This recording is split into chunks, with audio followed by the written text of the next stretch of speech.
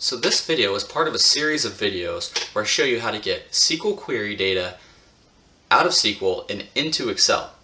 Now this particular video, I'm going to show you how to get some data from SSMS, which is SQL Server Management Studio, into Excel using the copy and paste method. Now the copy and paste method is probably the most straightforward way to get your data out of the query and into Excel. However, it's got some limitations, and I'll talk about that. But first, let me show you how it works.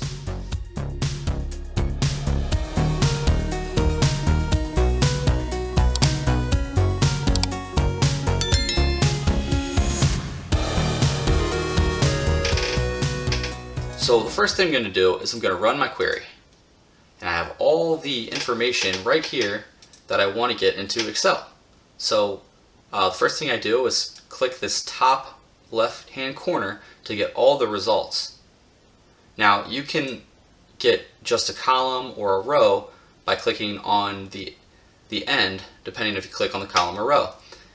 And if you want to get, you can also get a section of data if you hold the control button. If you hold Control Shift and highlight in a corner and then highlight on the other corner, you can get everything in between.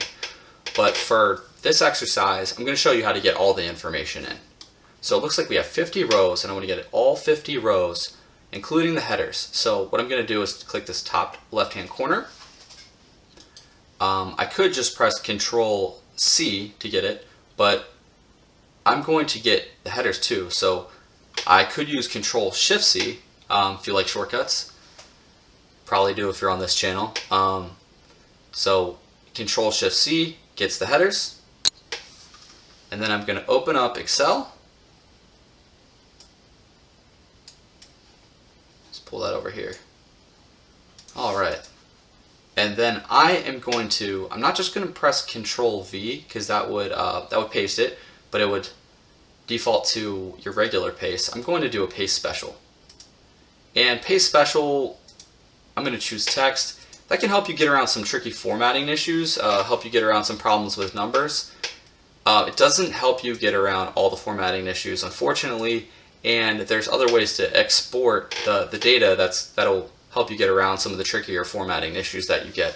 But basically, you got all your information, including the headers, into Excel. So we accomplished what we wanted to do. Now, like I said earlier, this is not always the best way to get your data from SQL into Excel. There's a few things to keep in mind, like the data types and formatting. There's other export methods that are going to be better for maintaining your formatting. So keep an eye if dates get messed up, or if numbers lose the preceding zeros. That could be a problem. And you can try to paste special, see if that works, but you might have to do another export method. It's got some limitations on larger data sets, so it might not be the best if you have a ton of data that you're trying to export. You got to keep in mind special characters and nulls can create issues, and then like your data this data looks pretty good, but sometimes it can get out of alignment, especially if let's say you have a notes field that has carriage returns in it. You might have a line that's off, and then everything else under it will be off. So there's other export methods that we will talk about in a future video that will work better to get around these issues. So if you have data sets that are a little bit larger, or they're more complex, you might want to use another method, like saving to a CSV file or using the export wizard. I'm going to show you that in an upcoming video, and that method and some of the other methods we'll talk about give you a little bit more control over how you're handling that data. So in the next video, I'm going to show you how to use the export wizard to export it as a task. So stay tuned for that video, because there's going to be some good information in there. Thank you.